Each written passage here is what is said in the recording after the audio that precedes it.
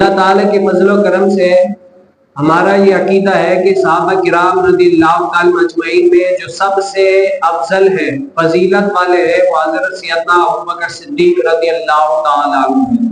صحابیت میں سارے صحابہ کرام برابر ہیں، لیکن سب سے فضیلت میں جن کا پہلا نمبر ہے وہ کون ہے؟ حضرت سیدنا ابوبکر صدیق رضی اللہ تعالیٰ عنہ۔ اور یہ نظریہ ہمارا اپنا گھڑا ہوا نہیں ہے، بلکہ کیا ہے، یہ نظریہ ہمیں آقا دو جہاں صلی اللہ علیہ وسلم نے دیا ہے، جو احادیث مبارکہ میں مذکور ہے۔ پچھلے جمعہ مبارک میں بھی آپ نے سماعت فرمائی، آج بھی انشاءاللہ جل کچھ نہ کچھ ہم سماعت کرنے کی کوشش کریں گے۔ تو حضرت سہل بن سعد سعدی رضی اللہ تعالی عنہ سے مروی ہے، صلی اللہ علیہ وسلم نے عمر بن عوف کے مابین صلح کرانے کے لیے ایک جگہ پر تشریف لے گئے۔ جیسے ہی نبی کریم صلی اللہ علیہ وسلم کو پتہ چلا کہ ایک علاقہ ہے، وہاں پر کیا لوگ آپس میں لڑ رہے ہیں، یہاں تک کہ ایک دوسرے کے اوپر پتھراؤ کیا، یعنی اتنا شدت سے لڑ گئے تھے۔ تو جیسے آقا کریم صلی اللہ علیہ وسلم کو پتہ چلا لڑ رہے، تو حضور علیہ السلام نے ظہر کی نماز پڑھی۔ اس کے بعد حضور علیہ السلام کچھ صحابہ کرام کے ساتھ اس قبیلے کی طرف چلے گئے صلح کرانے کے لیے۔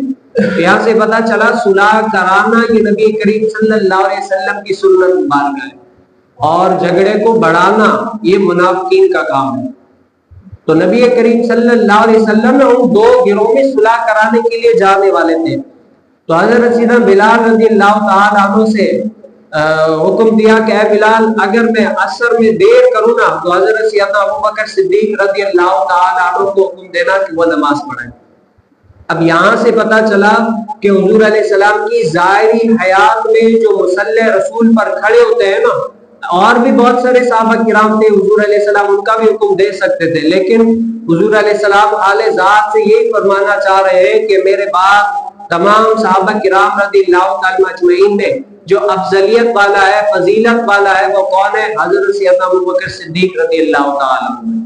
فرمایا کہ اے بلال، ابوبکر کو حکم دینا کہ وہ نماز پڑھیں۔ تو حضور علیہ السلام نے جیسے ہی عصر نماز میں دیر کی نا، تو حضرت سیدنا بلال رضی اللہ تعالیٰ عنہ نے ابوبکر صدیق رضی اللہ تعالیٰ سے عرض کی کہ اے ابوبکر، اگر آپ نماز پڑھائیں تو میں اقامت کہہ دوں؟ تو ابوبکر صدیق رضی اللہ تعالیٰ عنہ نے حکم دیا کہ ہاں میں پڑھا لوں گا۔ تو جیسے ہی حضرت سیدنا بلال رضی اللہ تعالیٰ عنہ نے اقامت کہی تو ابوبکر صدیق رضی اللہ تعالیٰ عنہ مصلی رسول پر کھڑے ہوئے اور کھڑے ہو کر کہے نماز پڑھانا شروع کی۔ جیسے ہی نماز پڑھا رہے تو پیچھے سے نبی کریم صلی اللہ علیہ وسلم آ گئے اور حضور علیہ السلام صفوں کو چیرتے ہوئے یہاں تک کہ پہلی صف میں پہنچ گئے۔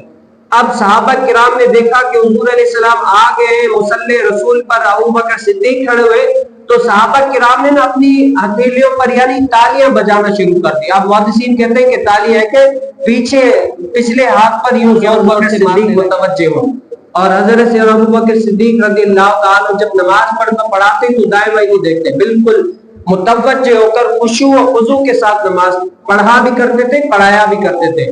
تو جیسے ہی زور سے تالیاں بجنے صدیق رضی اللہ تعالیٰ عنہ متوجہ ہوئے، دیکھا کہ حضور علیہ السلام پیچھے سے آ گئے، تو حضور علیہ السلام کیا ہے پیچھے آنے لگے، پیچھے ہونے لگے۔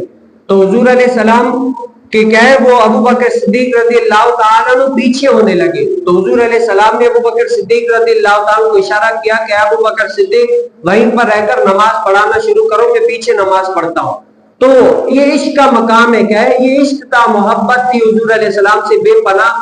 لیکن ابوبکر صدیق رضی اللہ تعالیٰ عنہ مصلی رسول سے پیچھے ہوتے گئے یہاں تک کہ صف میں کھڑے ہو گئے، اور حضور علیہ السلام صف سے کیا ہے مصلی رسول پر کھڑے ہو گئے۔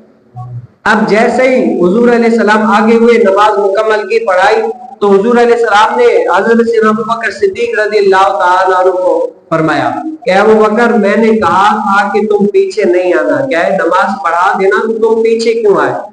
تو ابوبکر صدیق رضی اللہ تعالیٰ عنہ نے کیا عشق والا جملہ ارشاد فرمایا کہ یا رسول اللہ، ابو قحافہ کے بیٹے کی کیا مجال کہ وہ اللہ کے نبی کے سامنے کھڑے ہو کر نماز پڑھائے؟ کیا ہے ابو قحافہ کے بیٹے کی کیا مجال کہ یا رسول اللہ آپ کے ہوتے ہوئے میں نماز پڑھاؤں؟ یہ عشق کا مقام ہے، محبت تھی حضور علیہ السلام سے۔ اور پھر حضور علیہ السلام نے صحابہ دیگر صحابہ کی طرف متوجہ ہوئے اور فرمایا کہ اے صحابہ کرام، نماز میں تالیاں بجانا یہ عورتوں کی طرح ہے، یہ عورتوں کی مثل ہے، تو نماز میں تالیاں نہ بجاؤ۔ اگرچہ کوئی اور مسئلہ نماز میں ہو جائے نا تو تم کیا کرو کہ نماز میں تالیاں بجانے کی بجائے کیا سبحان اللہ کہا کرو، سبحان اللہ کہو، اللہ اکبر کہو، الحمدللہ کہو، یہ کہو تاکہ امام صاحب کیا ہو جائے، متوجہ ہو جائے۔ یعنی یہاں پر حضور علیہ السلام یہ بتانا چاہ رہے ہیں کہ اگر کوئی امام کو متوجہ کرانا مقصود ہو، یا تو امام صاحب کی کوئی غلطی ہو کسی وجہ سے قرات میں، یا الغرض کسی اور وجہ سے امام صاحب کی توجہ طلب کرنا مطلوب ہو، تو یہ نہیں ہے کہ تالیاں نہیں بجاؤ، بلکہ کیا ہے سبحان اللہ، الحمدللہ، اللہ اکبر کہو، تاکہ امام صاحب کو جو تم یاد دلانا چاہ رہے ہو اگر وہ رکعت میں بھولے یا قرات میں بھولے، تاکہ وہ اس وجہ سے وہ یاد آ جائے اور وہ اپنی کیا ہے جو تم کرانا چاہ رہے ہو وہ ہو جائے۔ اور تالیاں بجانا یہ عورتوں کی مثل ہے، تو تم کیا ہے عورتوں کی مثل تالیاں نہ بجاؤ، بلکہ کیا کرو یہ طریقہ اپناؤ اور اس طریقے سے کیا ہے تم کر لو۔ تو نبی کریم صلی اللہ علیہ وسلم نے اس طریقے سے صحابہ کرام رضی اللہ تعالی اجمعین کو سمجھایا، اور اس حدیث مبارکہ سے محدثین اور علماء کرام اور ہم اہل سنت کا جو عقیدہ ہے وہ اللہ تعالی کے فضل و کرم سے نبی کریم صلی اللہ علیہ وسلم کی حدیث سے ثابت ہے کہ تمام صحابہ کرام میں جو افضلیت ہے، فضیلت ہے، وہ رضی اللہ تعالی سے۔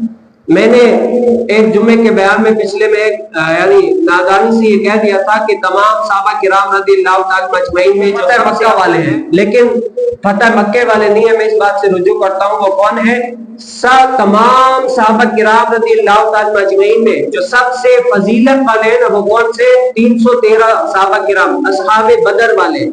تمام صحابہ کرام جمیع صحابہ کرام میں جو فضیلت والے ہیں وہ 313 جو اصحاب بدر والے ہیں وہ فضیلت والے، اور 313 میں سے بھی جو فضیلت والے ہیں وہ عشرہ مبشرہ جو نبی کریم صلی اللہ علیہ وسلم نے جن کو ظاہری حیات میں فرمایا تھا کہ یہ جنتی صحابہ کرام ہیں، وہ کتنے 10 صحابہ کرام ہیں، اور ان کو کیا کہا جاتا ہے؟ عشرہ مبشرہ۔